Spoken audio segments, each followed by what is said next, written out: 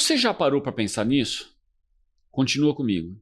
Aqui no Sicredi não é só dinheiro, é ter com quem... Abra sua conta no Sicredi. Se você tem 40 ou passou dos 40, o que você faria hoje diferente para emagrecer, para menopausa, para andropausa, para cuidar da sua saúde?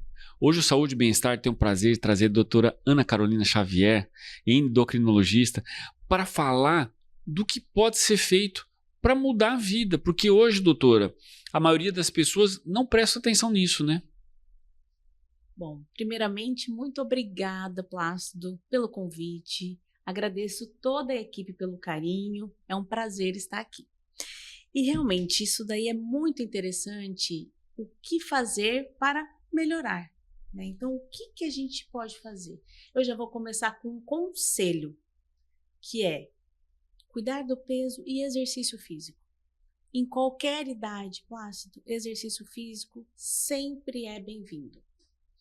Doutora, hoje está muito em alta, como a gente estava falando, a nossa fase, né, que a gente está aqui hoje, a questão da perimenopausa, menopausa.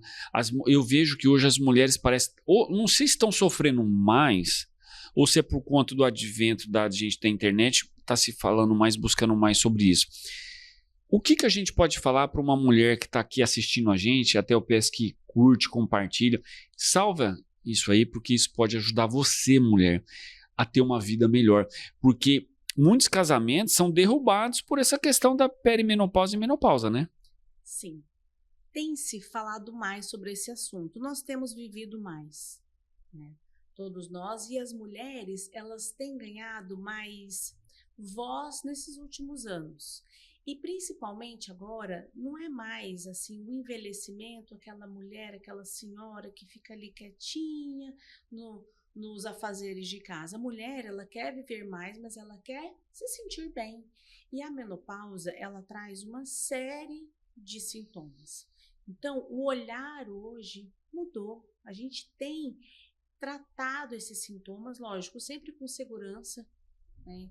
Mas tentado aliviar ao máximo os sintomas da menopausa. Então, tem se falado mais, as redes sociais, elas colaboram, ajudam a levar informação para aquela paciente, para saber qual sintoma pode ser relacionado à menopausa.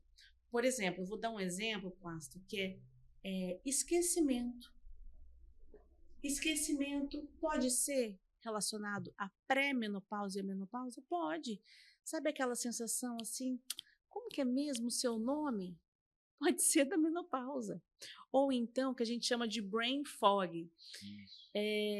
Essa mulher, ela tem também a parte do humor, às vezes uma melancolia, um desânimo. Então, são sintomas neurológicos que aparecem muitas vezes antes dos sintomas clássicos, que são os fogachos, a diminuição da libido, aparecem antes. E esses sintomas já são sinais que a menopausa está chegando. Parece Elas até ficam na meio pré-menopausa. bipolar? Sim, é que nessa fase de pré-menopausa. Então, primeiro vamos conceituar, né? Isso. Quando que é fisiológico entrar na menopausa? A Boa partir pergunta, isso. dos 40 anos. Já é fisiológico. Não é mais considerado uma menopausa precoce. Então, a partir dos 40 anos, você que está nessa fase, você já pode começar a ter sintomas de menopausa. E a gente já pode tratar nessa fase. Qual que é o grande X da questão? Os hormônios, eles não vão diminuindo numa constante.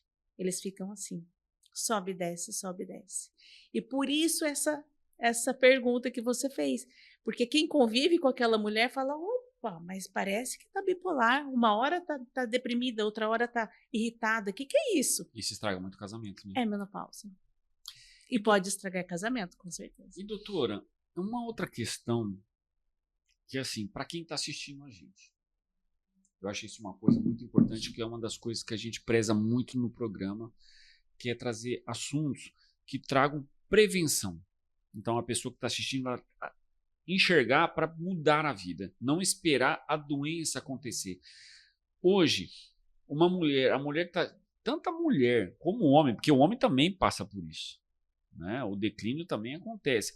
Mas tem uma época certa, porque, por exemplo, a gente vê as mulheres num acompanhamento, por exemplo, com o ginecologista. Uhum. Mas com a endocrinologista, tem uma época certa dela começar já a frequentar? Ou não? Espera aparecer algum sintoma? O que a gente pode chamar de alerta para essa mulher? Olha, eu costumo dizer que toda mulher precisa de um endócrino, porque não só por conta da menopausa, mas por conta das doenças endocrinológicas serem mais frequentes nas mulheres. Então, vou dar um exemplo: hipotiroidismo. Hipotiroidismo, ela é 9 vezes mais frequente na mulher do que no homem. Sim. Então, as doenças mais comuns, elas aparecem mais em mulheres. Então, eu falo que a endocrinologia, ela sempre vai estar ali para amparar essa paciente. Em relação à menopausa, quando aparecerem os sintomas. Se for só em relação à menopausa, quando começar a dar sinais, porque dá sinais. Quais os sinais que ela já pode prestar atenção? Vou sinalizar.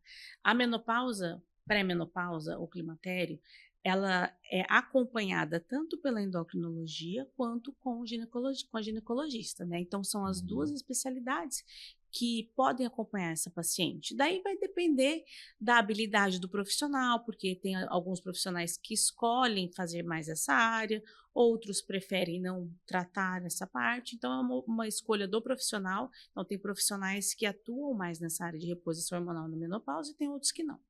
Então, a mulher ela pode escolher ou o ginecologista ou a endocrinologista. Os sinais, então, eles podem aparecer. Menopausa é quando fica 1 ano sem menstruar. Tá? Então, a partir dos 40 anos, ficou 1 ano sem menstruar, a gente pode bater o martelo, que é menopausa. Claro, excluindo outras causas de irregularidades menstruais. Né, que daí é uma outra coisa. Esse é um papel do endócrino também. A gente tem que excluir os outros fatores. Por exemplo, ovário policístico. A síndrome dos ovários policísticos pode gerar uma irregularidade menstrual e até uma amenorreia, que é a ausência de menstruação, que pode também ser devido à menopausa, ou também pode ser devido a um tumor hipofisário, produtor de prolactina. Então, esse olhar todo a endocrinologia oferece, consegue abordar na paciente. Mas, enfim, então excluiu as causas, 1 ano sem menstruar, pode ser menopausa. 8 anos antes disso acontecer, Plácido, já podem vir os sintomas. 8 anos. 8 anos. E ela pode amenizar esses sintomas? Pode. Então, por exemplo, o que a mulher percebe nessa fase? Alteração da composição corporal. O aumento da gordura abdominal, aquela pochetinha. Estive num congresso faz 2 meses e eu nem queria ter ouvido isso. Eu queria que fosse diferente. Mas tem um dado de um estudo que fala assim, que a mulher, mesmo mantendo o peso, olha isso, mesmo mantendo o peso, quando ela entra na menopausa ou na pré-menopausa, ela tem ganho de gordura visceral. E isso aumenta o risco cardiovascular. Sim. Então, como que a gente poderia já agir lá antes, já ter uma alimentação correta, já praticar os exercícios físicos, dormir bem, a gente estava falando de sono agorinha. Então, todos esses, cuidado emocional. Então, se preparar para essa menopausa, porque quando a menopausa chega, realmente, daí não tem muito o que a gente fazer. Daí, eu falo que a gente tem que nadar contra a maré. A mulher, ela nada contra a maré durante a vida toda, e principalmente depois da menopausa. Então, a dieta que fazia antes, com 20 anos, agora não vai funcionar mais. Agora tudo fica mais diferente. O metabolismo muda, inclusive os hormônios, porque hoje em dia o tecido adiposo é considerado um órgão endócrino. Então, ali nele, a gente tem hormônios, que são as adiponectinas. E na menopausa, mudam esses hormônios e justifica essa concentração de gordura na região abdominal. Então, a gente tem que agir mais cedo. E para o homem? Isso pode ser um pouco mais retardado, mas acontece. O que a gente pode colocar de alerta para os homens prestarem atenção para, de repente, já cuidar dessa andropausa também? Vou te falar, Plácido, o destino dos homens é muito melhor aí do decorrer da vida, né? Nós mulheres, nesse aspecto, nós não somos privilegiadas. No homem não tem um ponto de inflexão aí que fala, olha, a partir de agora você entrou na andropausa. Não existe. Inclusive, é um termo que está em desuso. No homem não tem essa queda de testosterona. Se ele mantiver o peso. Por exemplo, eu tenho um paciente com 90 anos com a testosterona de 700. Mas como que é esse senhor de 90 anos? Ele é magro, ele não tem gordura visceral, ele faz exercício físico. Então, como que seria para o homem? Para o homem evitar essa diminuição de testosterona? Emagrecer. Ou evitar ganho de peso. Porque aquela gordura, a gente estava conversando agora há pouco, aquela gordura abdominal, ela tem aromatase que transforma a testosterona em estradiol. E a testosterona vai lá embaixo. Então, uma das...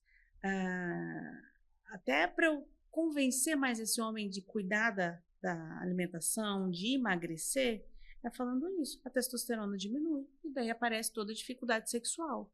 Não só a parte de ereção, da parte sexual, mas também de desânimo, de sonolência, de queda nas funções habituais também. Então é muito, tá tudo ligado. Ótimo. Olha só, a gente está chegando no final aqui do Instagram, mas a gente vai continuar. Agora você vai no link da bio e vai lá para o YouTube, que a gente vai continuar, porque a gente vai continuar com um tema que você vai gostar. Por quê? Ela está falando aqui sobre composição corporal e emagrecimento.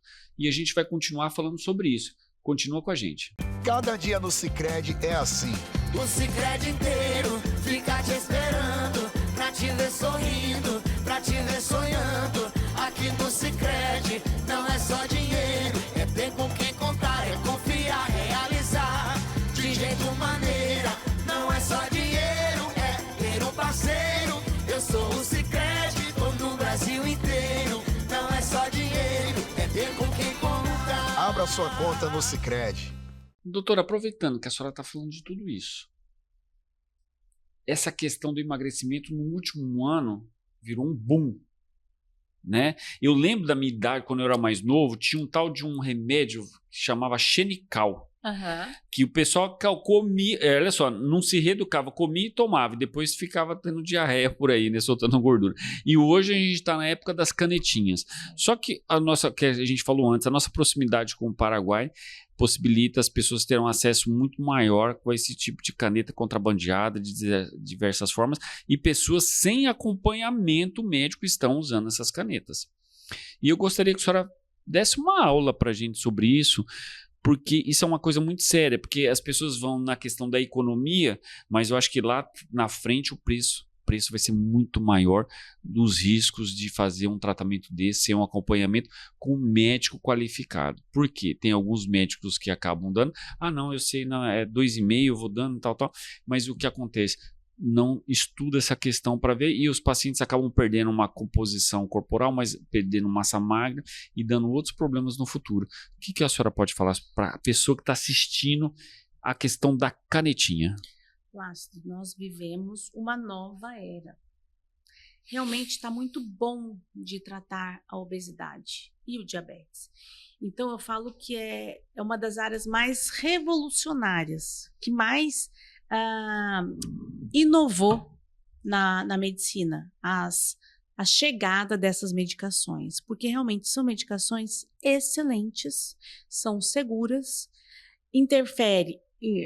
agem no peso, no emagrecimento, sem muitos efeitos colaterais, são efeitos colaterais que a gente pode dizer leves. Você comentou aí de uma medicação, Xenical, até hoje a gente lança a mão, que é o Orlistat, com uma perda de peso muito discreta. Mas a gente viu no passado as anfetaminas, que era o Fenproporex, anfepramonas, tinha até um que era os endocannabinoides, uma medicação que aumentava suicídio, então interferia muito na parte neurológica e psiquiátrica. Hoje em dia, com as canetas, o que foi descoberto? A via das incretinas. Então, é ali no intestino, no trato gastrointestinal que elas agem. Só que ela tem que ser bem prescrita, porque senão tem os efeitos indesejados, que não são só os efeitos adversos de náusea, de alteração no hábito intestinal, mas também algumas complicações. A pancreatite é real. A pancreatite, nessa classe de remédios, ela pode acontecer, principalmente naqueles pacientes que já tiverem algum problema na vesícula, por exemplo, uma pedra na vesícula. Mas, quando bem prescritas, elas são excelentes e eficazes. Então, antigamente, por exemplo, a gente esperava, Plácido, em 3 meses, quando o paciente tinha 5% de perda do peso, o endocrinologista já comemorava, falava, puxa, você foi bem, perdeu 5% do seu peso. Hoje em dia, a gente fala mais de 20% de perda de peso. Só que essa perda de peso, ela tem que ser muito bem acompanhada. Por quê? Eu quero que o paciente perca gordura, eu não quero que perca músculo. E um outro detalhe agora, essa perda de peso muito intensa está dando repercussão na massa óssea que a gente estava conversando, que foi também um dos temas desse congresso que eu te falei há 2 meses. Uhum. Qual que vai ser a repercussão de uma perda de peso tão intensa daqui 20 anos, quando esse paciente que agora é jovem, entrar na fase de osteoporose? Como que será? Então, e a massa óssea, ela não é reversível. Tá? Essa perda a gente não recupera depois. A massa muscular, se a gente conseguir identificar, por exemplo, uma sarcopenia, a gente consegue, com um trabalho multidisciplinar, aí, melhorar esse músculo, mas e a massa óssea? Então, tem que ter muito cuidado, tá? Mas são medicações excelentes, eu prescrevo muito, porque realmente é uma ferramenta maravilhosa que temos em mãos. Você comentou das canetas aí, né, do nosso vizinho, do Paraguai. Não tem recomendação para o uso, a gente sabe, não vamos ser hipócritas, que é muito mais prático atravessar ali e no Paraguai comprar, porque o custo é muito menor. Só que não tem segurança. Tá? Então, não só pela substância, mas pelos contaminantes que ali podem aparecer.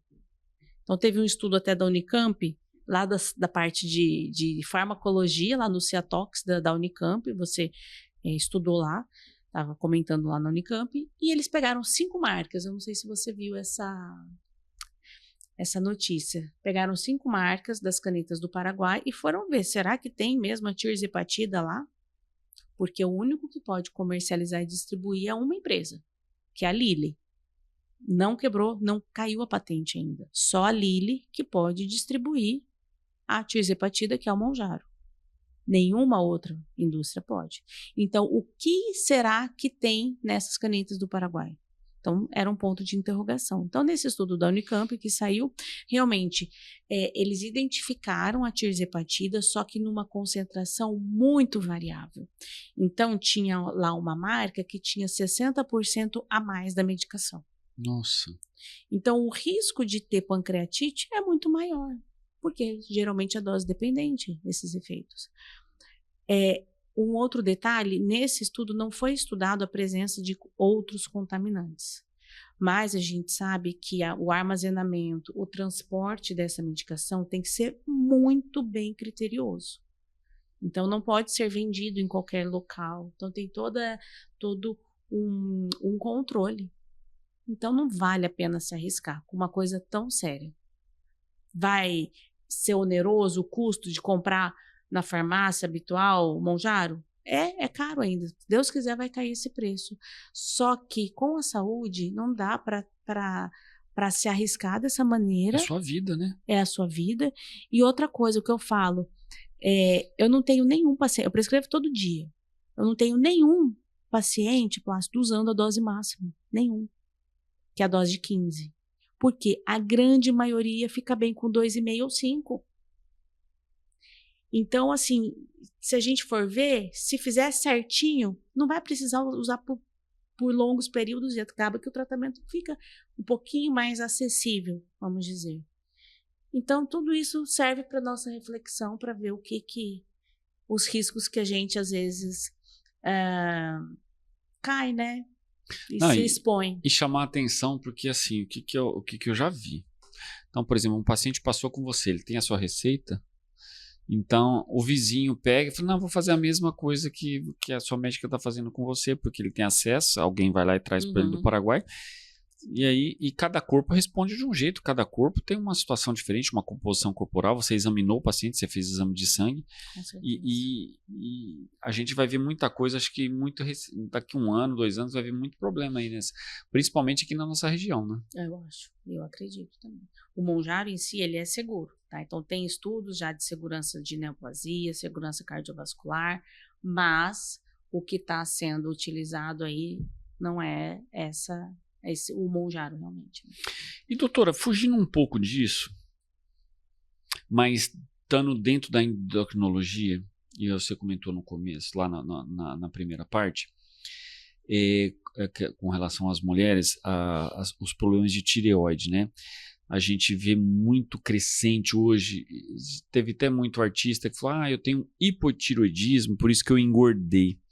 E a gente está falando dessa questão do Monjaro, de massa corporal e de tudo mais, mas as pessoas têm que se ater também a essas questões dos hormônios hipofisários, né?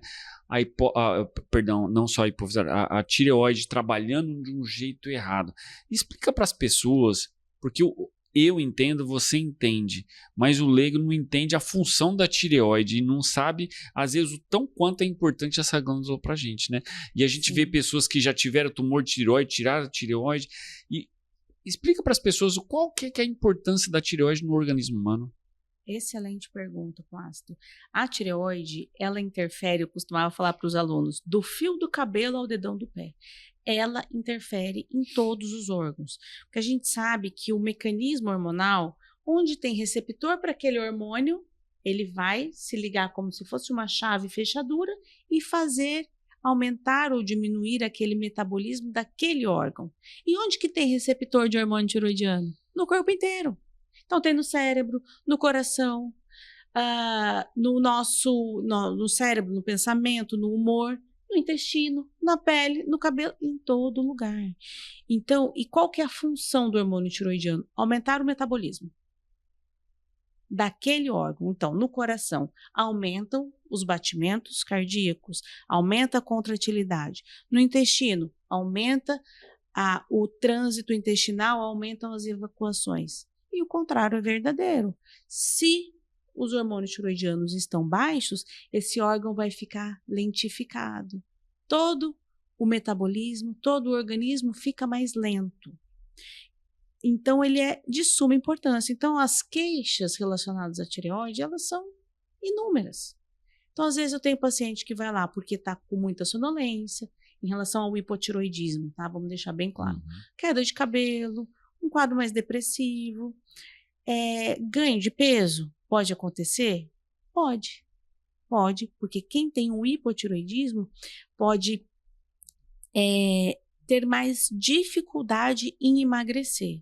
Só que atenção, esse ganho de peso, ele não é que a tireoide justificaria uma obesidade. Esse ganho de peso é pequeno, é mais devido ao edema, ao inchaço que a falta desse hormônio causa. Então, o paciente ganha aí uns 2 quilos quando a tireoide está alterada. Uns 2, apenas 2, se tiver muito alterado. Tá? Mas tem que ser visto, porque 2 quilos também faz diferença, mas não é aquela coisa, eu engordei por conta da tireoide. Não, isso daí é mito. Não justifica, né? Não justifica.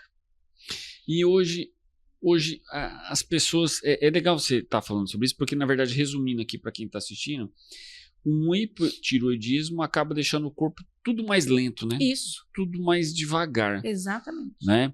Só que isso também pode servir de muleta, né? Da pessoa achar, né? Por conta disso. Mas, e essa questão, aí entrando um pouco mais a fundo, essa questão do hipo, ela pode gerar um câncer, um tumor? São coisas diferentes. Né? Então, por exemplo, o câncer de tireoide, ele vem de um nódulo tiroidiano. O nódulo é uma coisa e a função tiroidiana é outra. Uhum. Tanto é que a maioria dos pacientes com nódulo de tireoide tem o funcionamento normal. Até os pacientes falam assim, ué, doutora, mas você não vai me passar nenhum remédio para esse nódulo? Não, não vou passar, porque os remédios da tireoide a gente prescreve quando a tireoide está funcionando de uma maneira inadequada, né? Então, não é que o hipotireoidismo causa câncer, não. Mas tem que ser avaliado a presença do nódulo e diante de um nódulo a gente tem toda uma conduta seriada para investigar, para ver se aquele nódulo abriga o câncer ou não. Mas aí você é chato. Imagina. Porque eu falo assim, aqui não tem pergunta marcada. A questão do nódulo, o que pode causar esse nódulo para quem está assistindo? Uhum. E o nódulo, independe da pessoa ter um hipertiroidismo ou um hipotiroidismo, o que causa pode causar esse câncer, para a pessoa tomar cuidado. Igual a gente, esses dias atrás, estava entrevistando muito sobre câncer de cabeça e pescoço, né? Então, por exemplo, o que estimula? Cigarro, bebidas, o álcool, tá. E a tireoide, o nódulo da tireoide, o que pode provocar isso nela? Tem alguma coisa para fazer para evitar? Isso, não tem. Não tem. Claro, tem algumas coisas que se associam ao câncer de tireoide, que é, por exemplo, radiação. Então, quem trabalha com raio-x, nessas clínicas de radiologia, tem que tomar cuidado? Tem, porque a radiação pode gerar alguma atipia, que essa célula tiroidiana fica um pouquinho diferente e predispor ao câncer, mas só. Não tem alimentação, não tem falta de exercício físico, cigarro, nada disso é associado ao câncer de tireoide. O que acontece? Simplesmente uma célula, por conta da histologia tiroidiana, da disposição daquelas células, que elas formam folículos, tem o coloide ali, simplesmente essa célula começa a proliferar e formar um nódulo, e daí tem que avaliar se esse nódulo seria maligno ou não. Por isso que, você sabe, até vou fazer um parênteses, chega até 70% da população tem nódulo de tireoide. 70%. Se fizer ultrassom em todo mundo. Vamos colocar aqui as redes sociais da doutora, para você que tiver dúvida, quiser se investigar, já começa a investigar. Exatamente. É para eu falar já no Instagram? Não, pode falar. Ali tem bastante informação sobre tireoide. É anacarolxavier.endócrino. Esse é o Insta. Então, até 70% da população pode ter nódulo, se fizer ultrassom em todo mundo, e essa prevalência aumenta com a idade, mais em nós mulheres. Como é muito frequente, Plácido, tem que ter critérios. Então, é um tema que estuda-se muito. Então, tem critério para quando observa, critério para quando funciona, critério para quando opera. Tá? Então, tem todo um algoritmo, um protocolo aí para a gente seguir nessa investigação. Olha só que interessante. Não é para você se assustar, mas vale a pena você investigar, porque como não há um câncer que, entre aspas, é evitável, uma lesão dessa, então sempre é bom você prevenir, né, e fazer um check-up, porque, né, não é todo mundo, como você falou, se fizer na população ultrassom em todo mundo, vai pegar de 70 a 80. Mas às vezes, né, mesmo aquela frase, quem procura acha, né?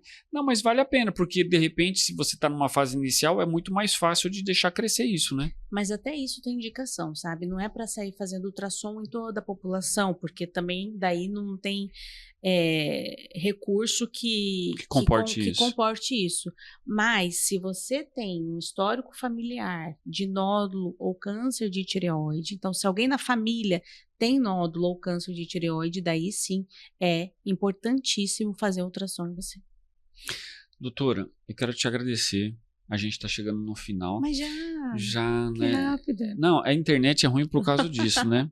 Mas eu quero deixar os microfones abertos e também um convite para a gente continuar esse bate-papo. Mas você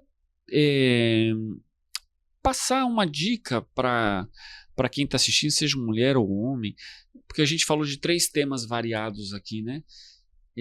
Dá o seu recado para essas pessoas que muitas vezes acaba fazendo as coisas por conta própria e poderia evitar, ou mesmo deixa de se prevenir e acaba pagando um preço muito mais alto lá na frente.